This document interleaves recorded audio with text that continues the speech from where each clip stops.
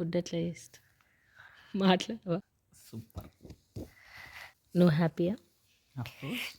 And you are making a lot of good food. What అమ్మా is making for you? Surprise and sweets and cake. I love you Winnie. I love you too.